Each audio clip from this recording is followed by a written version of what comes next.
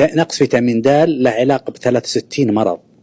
صار له علاقة مو بس العظام والأسنان زي ما كنا نفهم، صار له علاقة بالسكري والضغط والسرطان، أنواع من السرطان والسمنة والحالة النفسية وأمراض كذا والتوحد والتصلب الويحي. نقص فيتامين د. فيتامين د ما هو فيتامين مثل الفيتامينات الثانية، هو هرمون. فهو عبارة عن الكوليسترول. الكوليسترول تحت الجلد، في أشعة الشمس تحول هذا الكوليسترول فيتامين د. فإحنا نحتاج إلى أشعة الشمس المباشرة. فإحنا ما نتعرض بصراحة لأشعة الشمس المباشرة، لكن صراحة المشي هو علاج، هو صحة، هو نمط حياة جميل. والمفروض يصير حياة مشينا يعني نمط حياة موزعين على اليوم، يعني زي ما ذكرت نستخدم الدرج، نروح للعمل، نوقف بعيد، نروح نزور فلان، نمشي، نروح المسجد البعيد الأبعد أو شيء.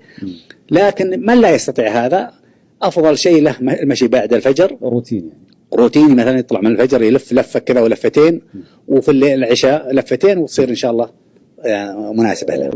كثير من الناس يرون أن مرض السكري وارتفاع ضغط الدم والسرطان وغيرها أنه يجي فجأة. هو ما يجي فجأة. السلام. هو علمك، ترى جسمك علمك. ولذلك أنا أقول طلابي استمع لجسمك، علموا الناس أنه يستمع لجسمه.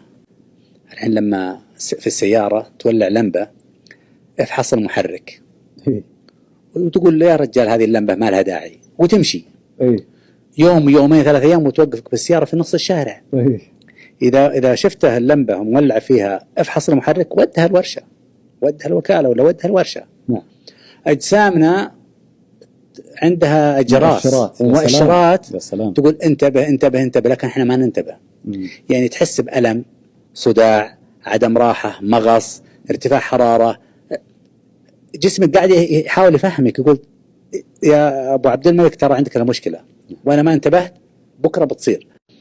يمكن تستغرب إن كثير من الأمراض اللي لو كان في وقت احنا نتحدث عنها اللي يعاني منها المجتمع، أساسها عدم مضغ الطعام. أيوة. احنا أنا أخوك أبو طلال ترى يعني ما يقول الناس، لا أقول احنا، أنا وياك والناس كلهم ناكل بسرعة. ففيه نوع من الكربوهيدرات أو النشويات يجب أن تهضم أولا في الفم. يجب أن تمكث في الفم على الأقل نص دقيقة. إحنا ما شاء الله ناكل ونبلع وناكل ونبلع، ما نعطي فرصة للهضم الأولي بإنزيم اسمه الأميليز، سلايفري أميليز، يعني يفرز اللعاب، يعني زي اللعاب. فشفته مضغ الطعام، إحنا ما نمضغه بشكل كويس.